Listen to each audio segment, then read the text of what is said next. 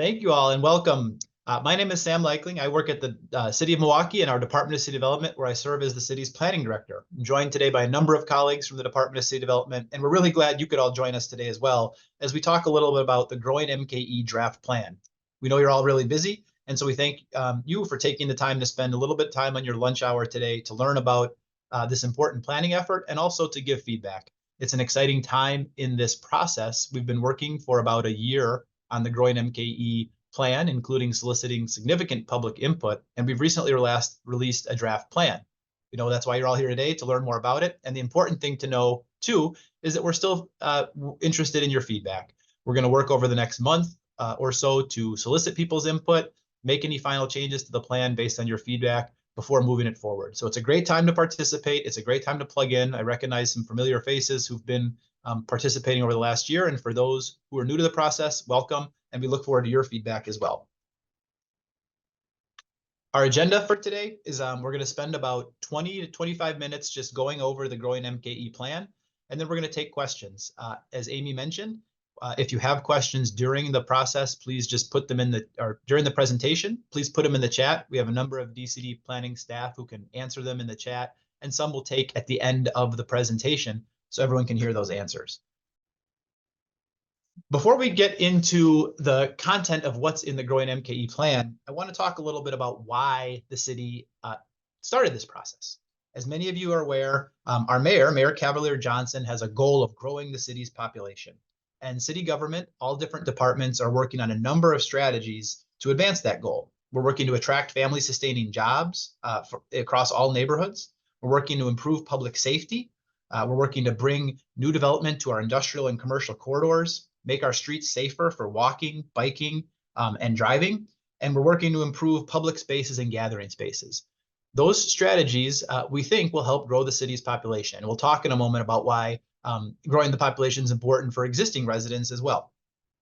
As part of that strategy, we also want to make sure that our housing development framework and our plans for how Milwaukee will continue to support and encourage new housing development across the city align with those goals. And they align with the goals to make sure that Milwaukee has a diverse mix of affordable housing options in neighborhoods across the city that meet the needs of our evolving city. And that's why we took on Growing MKE. The mayor and the Common Council directed us about a year ago to update the city's comprehensive plan to explore policies and actions that can encourage housing growth and choice.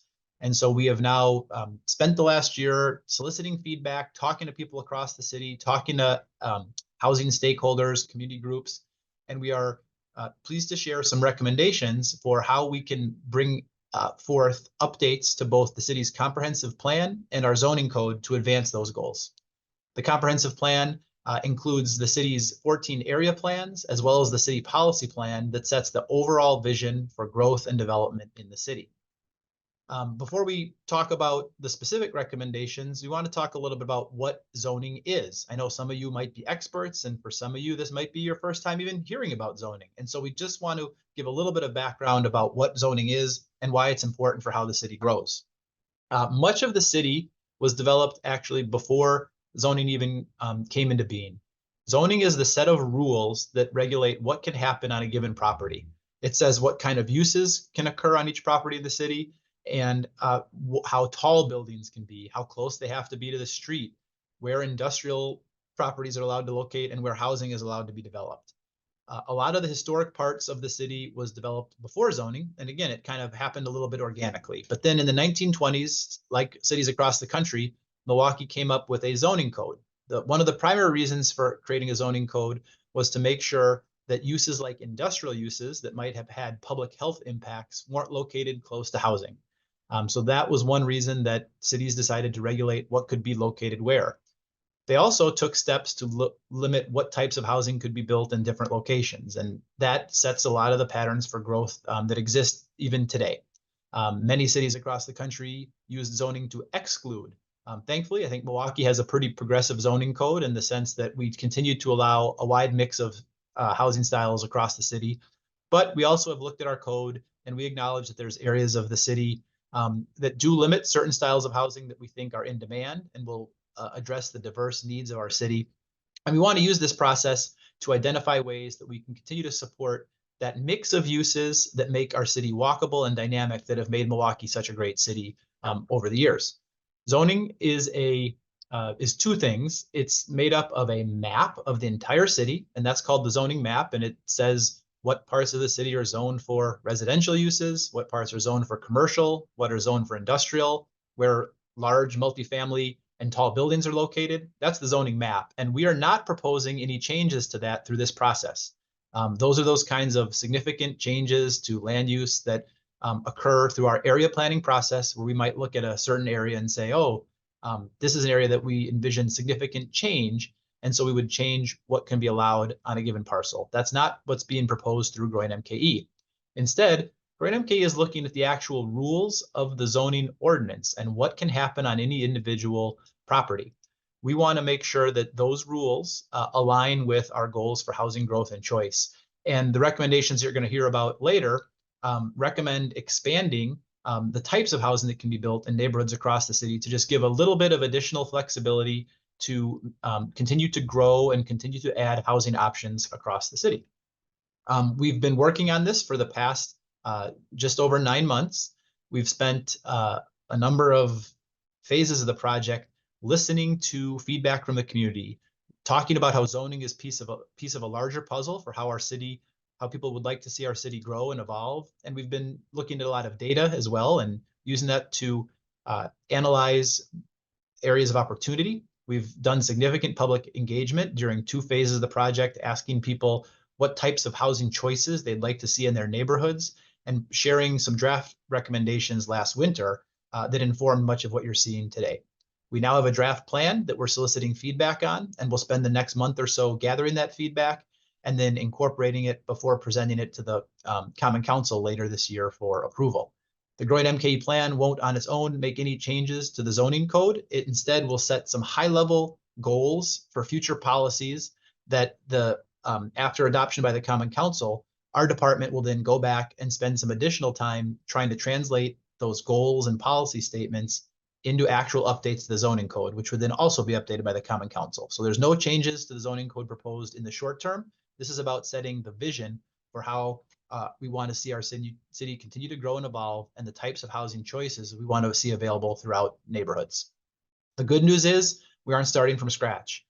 We've been working with neighbors through the planning process for years on developing a number of plans that serve as a foundation for this effort.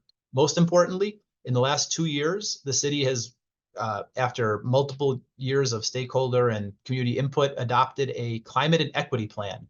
That climate and equity plan set a number of goals and visions for how our city can become sustainable and resilient in the face of climate change. That plan made a number of recommendations tied to housing to ensure that as we deal with the impacts of climate change, we're also ensuring that our housing options support a resilient and equitable city. Most importantly, as it relates to housing, though, in 2021, the city partnered with the county, the state, the Community Development Alliance, which is a series of nonprofit and housing stakeholders, to develop a collective affordable housing strategic plan. The Affordable Housing Strategic Plan is the city's overall framework to ensure that we advance racial equity by providing a quality, affordable house for every Milwaukeean. It's an ambitious plan that serves as our ongoing strategic plan for how we're meeting our diverse affordable housing needs. One of those particular recommendations from the Collective Affordable Housing Strategic Plan was to look at our zoning code and see if there's ways that the zoning code can be updated to advance those goals for affordable housing. And so we've been using that document as a foundation as well. We acknowledge when it comes to affordable housing, zoning is only a small piece of the puzzle. Changes to the zoning code won't create new affordable housing, but it will help enable some of the other strategies we're working on. The city is working aggressively with our partners in other levels of government, including the county and the state, and multiple nonprofits across the city to advance those goals to increase and preserve Black and Latino homeownership and create and preserve existing and future affordable rental housing for Milwaukeeans whose needs aren't being met on the private market.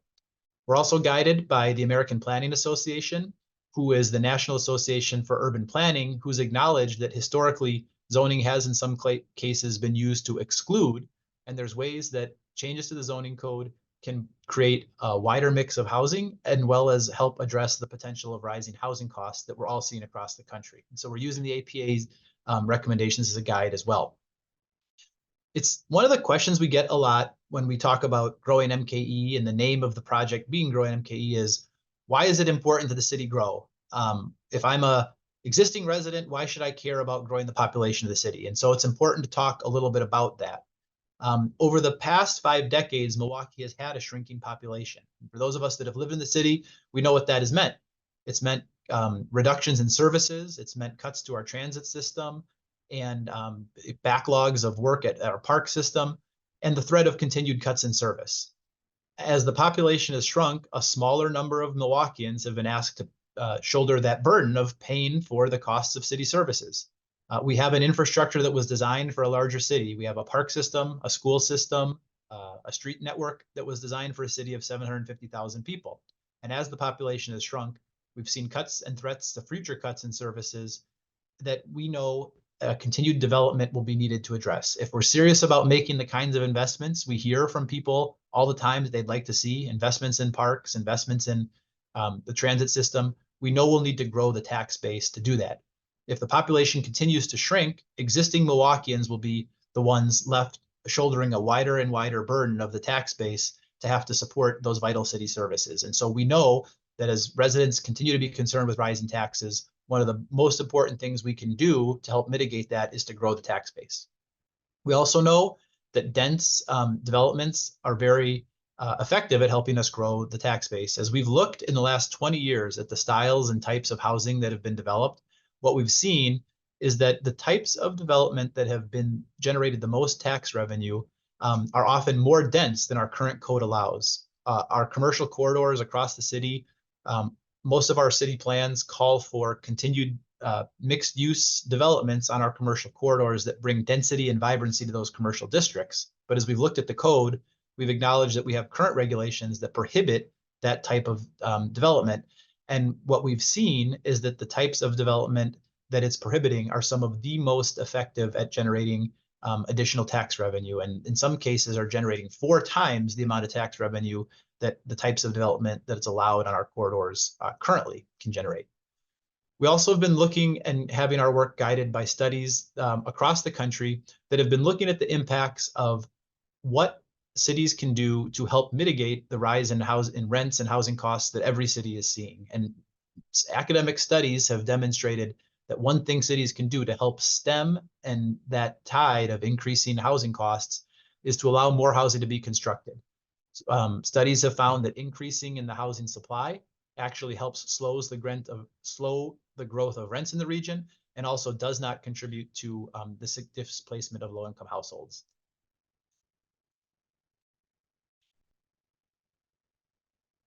We've seen significant development over the past 20 years, but much of that development has been larger apartment buildings and single-family homes. And we know that some of the styles of housing that could potentially come in and allow lower price points and a wider diversity of types are what was being called the missing middle of housing. And that's housing that has been existing in Milwaukee over the decades, things like duplexes, triplexes, alley homes. And those were part of Milwaukee's fabric historically.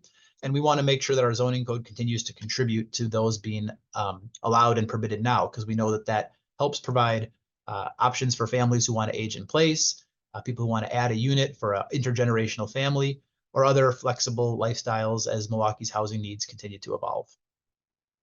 The good news is Milwaukee already has a code that facilitates a good mix of housing uses. We allow for multifamily housing in all of our commercial districts and corridors in downtown. And most of the historic part of the city already does allow for duplex 3 or 4 unit properties on much of the central part of the city. You'll see that in the map in the middle. Neighborhoods like Walker's Point, Sherman Park, River West, diverse neighborhoods, including Bayview, do allow for a mix of housing types. And that's why you see that really vibrant mix of types there. 40% of the city, however, the map on the left, allows for only 1 housing unit per parcel. And as we look at how the city developed historically and some of the housing types we've heard from people they'd like to see in neighborhoods throughout the city, like, again, those duplexes or accessory dwelling units or townhomes, we want to make sure that that's being thought of and incorporated and permitted and enabled citywide. So we've also been carrying out significant community engagement, and I'm going to turn it now over to Amy Oath to talk about what that engagement process has looked like, what we've heard so far, and how it's informed our recommendations. All right. Hello, everyone. I'm Amy Oath. I'm from Carverton City Development. I'm the project manager for the Growing MKE project. Next slide. So we've heard a lot of you from the process. I see a lot of familiar names. Thank you for your engagement so far. I see some new names. Thank you for joining us today. So we've been out at open houses, different pop-ups at senior centers, at libraries, and we're continuing that this month. And we hope to see you continuing to engage either in person or online. And thank you for being with us today. But I'll get into what we have coming up in terms of in-person engagement soon. All right, so go ahead, Sam. All right, so we took all of that engagement and we wrapped it into these 5 overarching goals. So the intent of Growing MKE is to help us meet these goals. Housing choice and equity. Everyone, regardless of age or ability, has healthy, stable housing that they can afford. Economic development. Milwaukee is economically resilient with family supporting jobs and a strong tax base to support city services and thriving businesses. Walkable and connected. Milwaukee is a vibrant city with neighborhoods with amenities that can be reached by foot, bike, or transit. Sustainable and resilient. Housing stock is resilient, and new development helps reduce our carbon footprint through building design and location. And healthy and thriving. Housing stock is healthy, and neighborhoods are safe with jobs and resources in a close distance. From there, we developed the recommendations for the plan, which I'll provide a summary for now. Next. All right, so as Sam mentioned, we are updating our citywide policy plan, in particular the Housing and Neighborhoods chapter.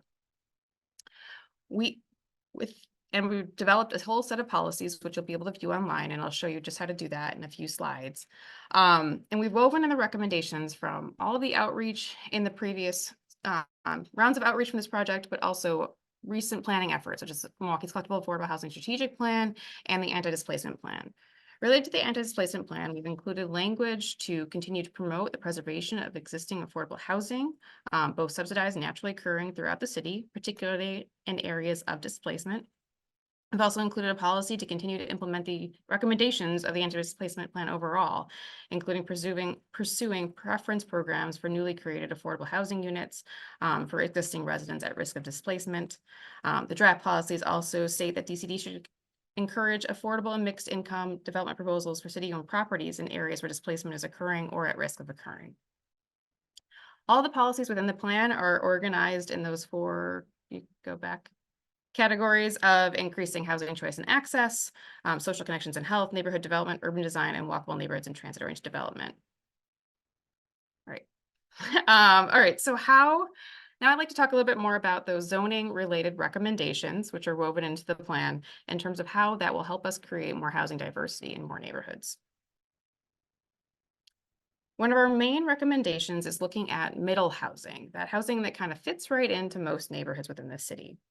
And we're recommending allowing updates to the zoning code to allow for more neighborhood scale housing in more neighborhoods. This is broken into 3 parts, and I'll go into those in a little bit more detail in the next slide. So in all residentially zoned areas, we are recommending allowing for that single family detached house, which is currently allowed everywhere, as you saw in the earlier slides, townhomes, so attached single family homes, accessory dwelling units, cottage courts, duplexes, and triplexes. Accessory dwelling units that might look like the coach house over a garage, a separate home in the backyard, a converted attic or basement, or another unit attached onto the back. Cottage courts are a newer housing type that we haven't seen in Milwaukee. These are smaller homes around a shared green space. We've seen support for these in terms of the ability to age in place or have accessible units. And then duplexes and triplexes, these are already within a lot of cities' neighborhoods and kind of fit right into that neighborhood scale that we're talking about. So the second part of this recommendation is in areas where we already allow for 2-family or duplex homes to allow now for 4plexes. So just adding a little bit more gentle density within these neighborhoods. As you can see from the images on the slide, these are examples from Milwaukee. They already blend right into our neighborhoods. And then in a slightly smaller area where there's already existing access to transit and some of these housing types already exist, are also looking at allowing for small multi-family buildings. And this is a recommendation where we're really looking for feedback to understand where these fit in. We believe that these should be in a wider area of the city, but we would like to talk with you all and get your feedback on where you think these weave into neighborhoods. All right, so how else do we encourage housing diversity in more areas of the city? This recommendation is around multifamily buildings. So this is within our multifamily districts, but also on those major commercial or business corridors where you see a mix of uses today. Currently, right now, we rely on a mathematical equation to determine the number of housing units within a building. What we're recommending here is relying instead on height limits and setback requirements from the sides of the property and design standards to determine that size of that building, and not having a mathematical equation anymore. We'd also be looking at updates to the design standards, which I'll go into the next slide. So we want to make sure with all these updates that we're still continuing to support walkable neighborhoods. And to do so, we want to, concurrently with these other updates, look at updates to our design standards to really make sure that we are supporting those walkable urban neighborhoods and quality design. So looking at the building facade, the front of the building, windows, ensuring that we have eyes on the street, overall composition of how the building fits in the environment, building width so that we're not having huge buildings take up large blocks, parking structures in terms of how those interact with the pedestrian realm.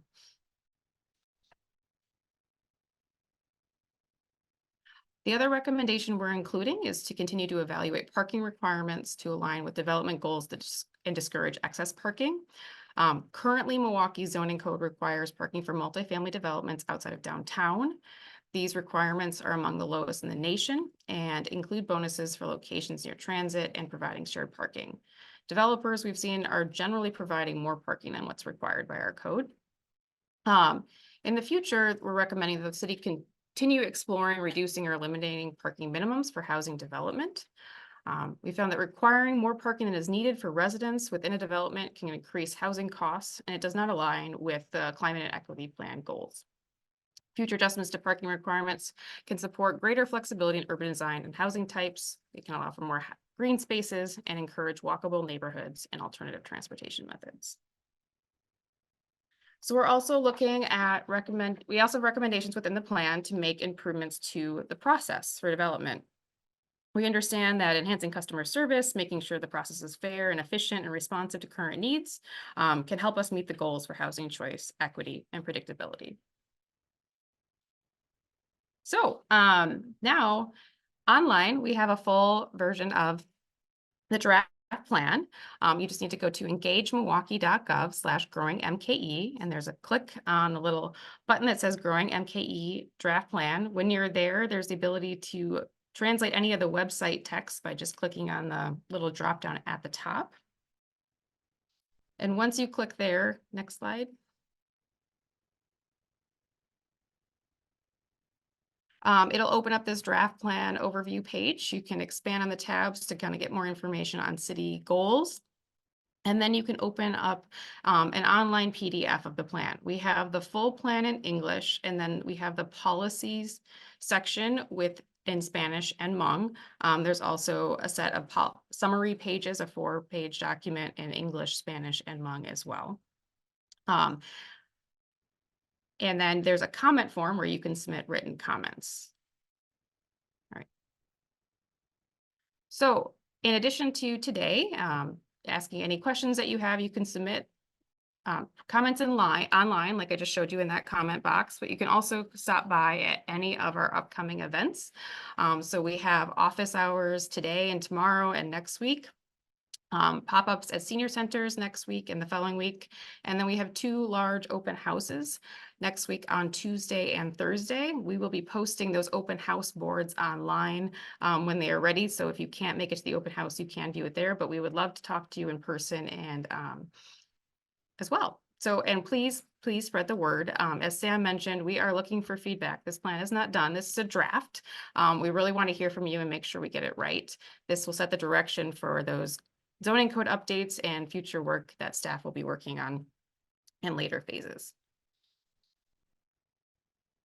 So now we're going to go into Q&A. Please put any questions within the chat. I am going to stop the Facebook streaming. So anybody on Facebook is welcome to head over to webinar.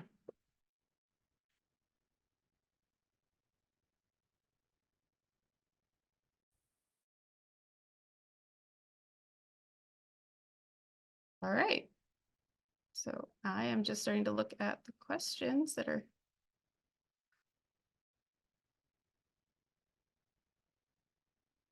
Okay. Sam, the first question, how does the demise of retail figure into design requirements? Great question. I can take a pass at that. Thank you, Mark. I'm imagining when you talk about that, you're referencing that it's been, we have seen a lot of closure nationally of a lot of retailers as people have moved to online shopping. And I think we've tried to be thoughtful about that in a couple ways as we think about growing MKE and how housing growth and choice can support continuing to have our commercial corridors be walkable and vibrant. On one hand, one of the things Growing MKE will do is it will encourage additional housing near our commercial corridors. It will allow for more housing on those corridors in mixed use developments and also adjacent to the corridors by allowing for some additional housing near our commercial and transit corridors. So hopefully one of the outcomes is you'll be having more people, or as retailers say, like more body heat there to support those corridors. So that's one thing. But your question also was about design requirements. We do acknowledge that we have a lot more retail space and a lot more commercial corridors in the city that probably will be filled with traditional retailers in the future. And so as we move into phase 2 of this project and develop design standards, we will be very thoughtful to try to balance that of how do you make sure that our design standards continue to have things like pedestrian friendly first floors and things like and windows, but also allow for residential uses, things like townhomes, or like you see in a lot of our historic areas where you have first floor residential, in a way that doesn't negatively impact people who are walking in the pedestrian experience. And so that's part of the balance that we will do as we update the design standards for first floors in our phase 2. You also you ask about density increases. Will there be requirements for more open space? That's something that we will certainly be exploring. One of the ways that gets regulated through our zoning code is what's called the lot coverage ratio that says how much of a given lot a building can cover. And that's certainly something that we would be looking at during phase 2 to line up those requirements with our overall goals. So thank you.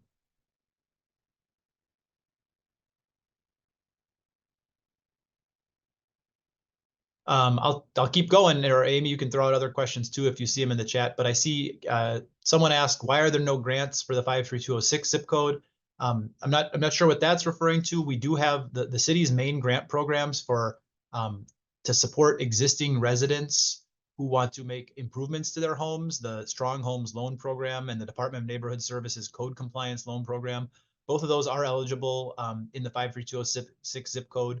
We also have a very popular down payment assistance program that also covers 53206. So the grants that the city has available for both residential and commercial improvements are available in 53206. And if someone has specific questions or wants to navigate that process, you can feel free to email the email address that's on the screen, and we can connect you with the program staff to help you identify what resources might be available for your specific situation.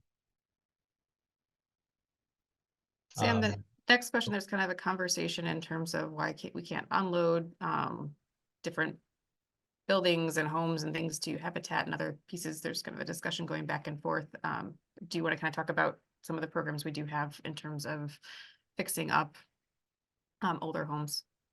Yeah, as we kind of talked about earlier in the presentation, we know that zoning is just one piece of the larger puzzle, and the city does have a more robust affordable housing strategy that is working aggressively to address both of those things. The things I think we can all be proud of, and that people are going to continue to start seeing results right now and in the next coming weeks and months on is a couple of major investments the city's made. We used funds that were provided by the American Rescue Plan to launch a new program called Homes MKE.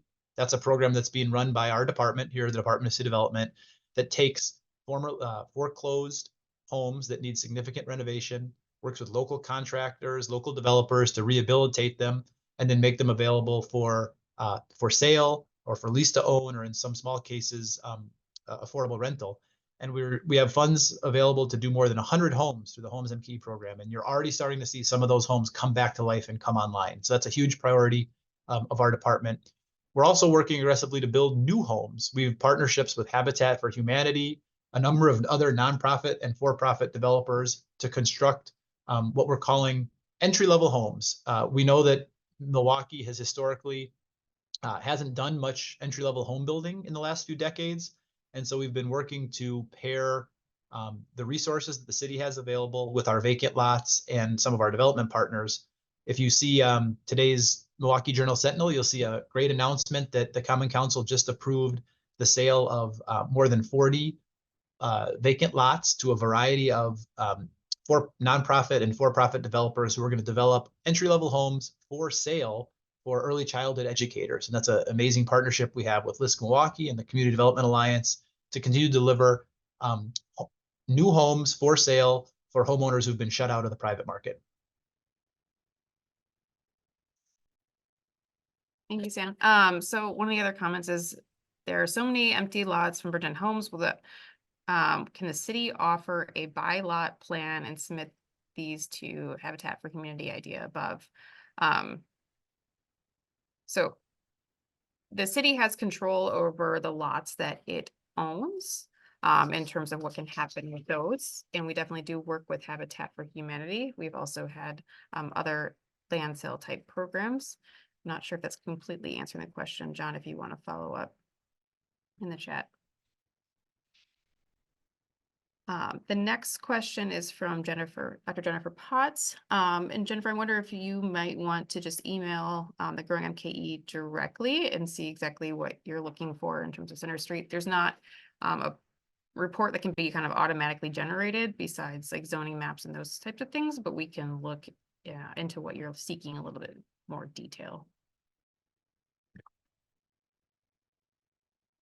And I see Terrence put in a link for grants to commercial properties. Thank you, Terrence.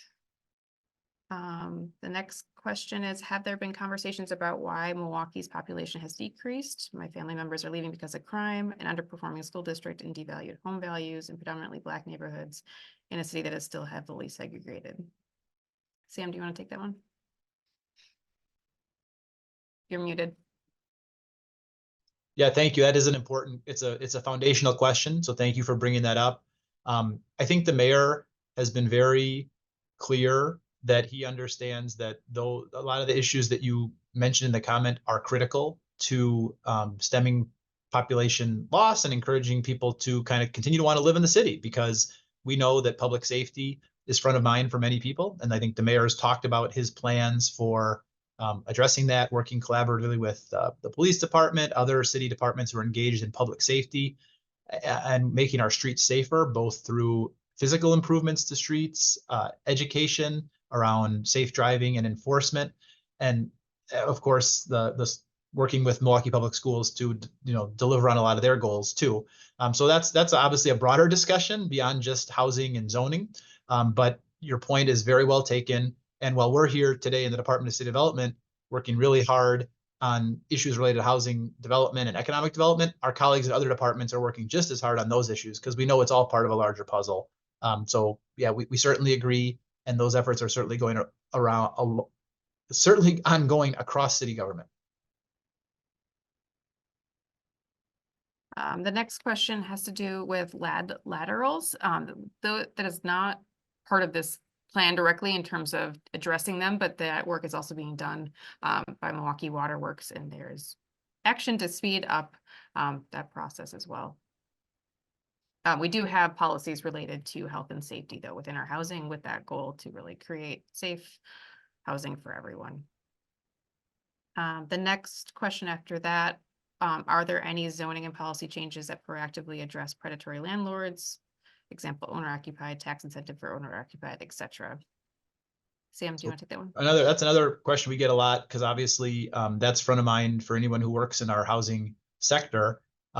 Zoning itself doesn't do much to address the conduct of landlords, but we do have a whole host of other strategies. Our Department of Neighborhood Services works aggressively on compliance with building codes, and we know that there's a variety of coalitions out there that are working for policy changes both at the local and state level to increase tenants' rights.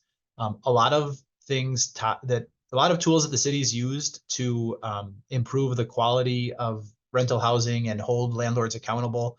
Some of those things have been preempted by state legislation over the past few years, meaning that the city passed an ordinance that would put certain requirements on landlords, and then the state passed a different law saying the city can't do that. And so that's going to be an area of continued that will need to be continued legislative focus on that. And I know that there's a variety of local groups who are focusing on that, and obviously the city will continue to support efforts to ensure that housing quality is kept up across the city.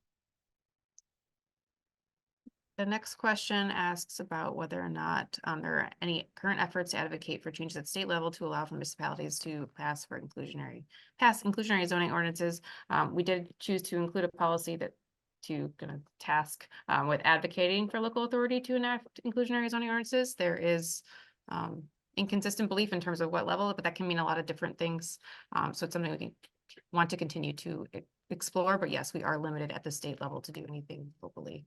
And just a little bit more on that question, because I don't know that everybody knows the term inclusionary zoning.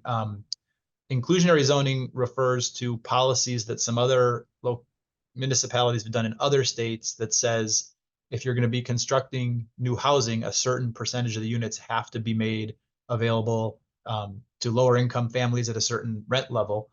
The state of Wisconsin doesn't allow local municipalities in Wisconsin to enact those kinds of rules. So as Amy mentioned, any change there would have to first come from the state, and then there would have to be a lot of local analysis on if something like that was appropriate here or would advance our goals. But yeah, the first step would be the state would have to change their ordinances that currently don't even allow cities to consider something like that. The next question is, Harlem in New York City was redeveloped block by block, moving north in the city center. Will Milwaukee consider a plan to redevelop the blocks just west of the city center? Mark, if you want to follow up, I'm not sure, unless Sam, you understand that question. I think that, well, thanks for the question, Mark. We talked at the start of the presentation about how our comprehensive plan is made up of two things. One is we do have area plans for every part of the city where we work with neighbors and residents of every neighbor in the city to identify a plan for the future of their particular neighborhood. And we have plans for every neighborhood in the city that get into those kind of very specific questions of what parts of the neighborhood is targeted for investment, targeted for development. Growing MKE isn't making any recommendations for specific areas of the city that would be targeted for any kind of coordinated redevelopment. What instead we're saying is we want to make sure that our rules for growth and development just allow for that gentle increase in density and allowing flexibility in new units across the city. And it does certainly target, to the extent that we are focusing just in general on our commercial corridors and our transit corridors, to say we do want to encourage continued mixed use development in those areas, given their proximity to transit, proximity to jobs, and the ability to support our walkable and vibrant commercial corridors. Thank you. There's been some more discussion on some other pieces, but Wendy's comment or question, will any of the zoning changes include converting unused garages into studio homes or mother-in-law suites? In addition to this, will the existing duplex population in the city that underutilizes attic spaces could be converted into living space, and will zoning address these types of improvements? Yes. So essentially, the code recommendations that we are making would allow for conversions of those used unused garages and things like that. They'd be accessory dwelling units is what they'd fall under, along with conversions of attic spaces. Essentially, throughout the city, we're recommending allowing up to 3 housing units in whatever form that would take place on a property. They would still all need to meet building code regulations, which is a little bit trickier with the current building code for anything above 2 housing units within one building. But yes, this would at least reduce that barrier and allow for more variety.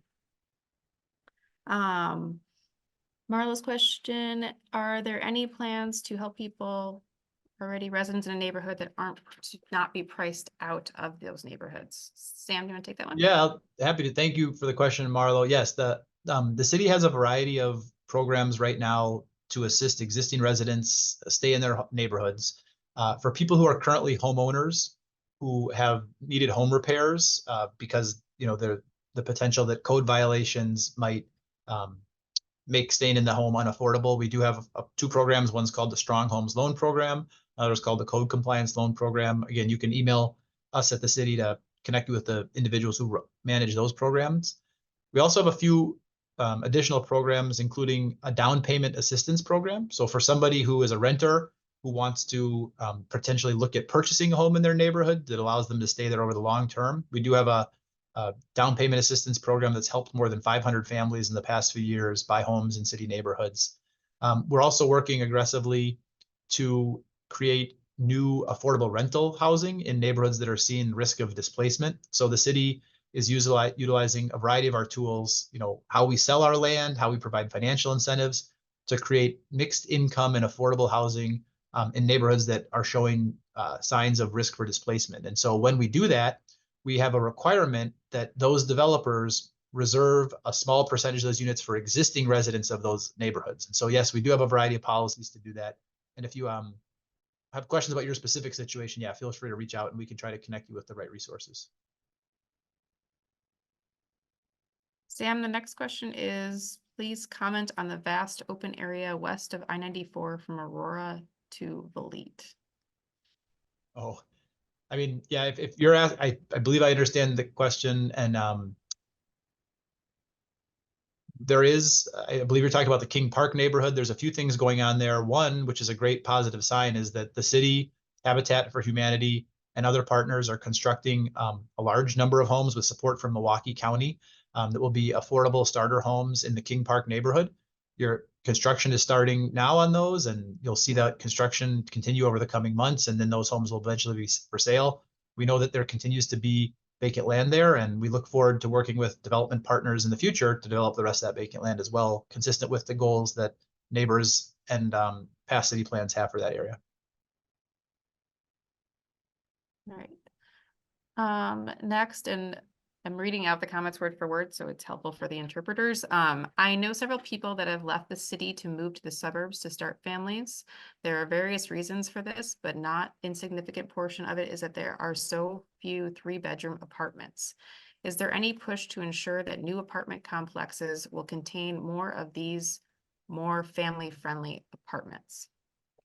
One of the things that is the types of housing styles that would be enabled in more neighborhoods by Growing MKE, things like townhomes, smaller apartment buildings, those often are the ones that are able to provide those larger units. But we acknowledge it is a challenge with the high price points. You're not seeing many 3-bedroom units be developed currently.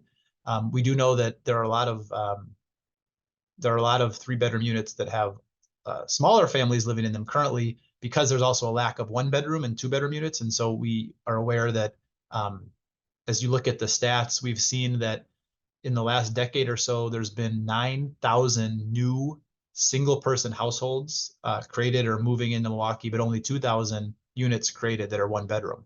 And so as new housing comes online, we do also believe that some of the 3-bedroom units will open up as we address the shortage of 1-bedroom units. And so I think you'll address that problem by 2 ways. One is by enabling styles of housing that are more conducive to those larger apartments, but also continue to meet the existing demand for smaller units that we haven't currently been able to keep up with to free up some of those larger units. All right, the next one is more of a comment, but a request for comments to T comment again. Habitat for Humanity allows much of the cost of the home to be absorbed. I'm looking for better partnership comments from you. The city needs to release the amount of time your people spend on administering city-owned homes. All right. Thank you for the comment. We'll take that into account. Actually, will anybody let me know if we have missed any questions? Because I think we're at the end of questions otherwise. Amy, maybe before we wrap up, if that is the last question, do you want to remind people about next steps and ways they can engage and what we hope they'll kind of share with friends and neighbors about the next phase of the project? Yes, please. So again, if there's any other questions, feel free to put them in the chat or follow us up with us directly at the Growing MKE email address that's on the screen. So again, we will have office hours today and tomorrow and some next week, but big open houses with all this information and a lot of staff on board to talk with you about the plan 101. We'll have hard copies of the plan if you prefer to chat with us and look at it that way. But also if the plan is online, we would love any comments that you have, especially written comments, so we can collect them and package that all together and really put that and take all those comments and take the draft plan and turn it into a final draft plan that fully reflects the vision for Growing Milwaukee. There is one more question. Can a large apartment complex be built for displaced people from your problem public housing? I think, Sam, the question is, what are we doing for building housing for people that are at risk of displacement? Yeah, thanks. I mean, I will end on kind of a positive note on this idea that Growing MKE is about creating a variety of housing types and styles across the city. And that's about addressing the complex needs of our city. And Growing MKE talks about creating additional options for gradual density in our residential neighborhoods, but also mixed income and mixed use developments on our commercial corridors that will address, and also working on advancing the recommendations from our anti-displacement plan. And so a lot of the concerns I think that are inherent in that question are ones that are addressed through Growing MKE. I gather you also have some specific things you're interested in. Yeah, feel free to email us, but big picture, yes, Growing MKE does address and recommend ensuring that our housing policies and strategies both advance our anti-displacement goals, but also meet the evolving and changing needs of our city as we continue to grow, as we continue to want to provide a quality and accessible home for all in a way that supports our commercial corridors, in a way that continues to allow us to fund our basic city services and meets the needs of our residents. So we all thank you for your interest in the topic and coming today, and we look forward to your feedback on the plan and the parts you think we got right and the parts you think can be improved. Thank you.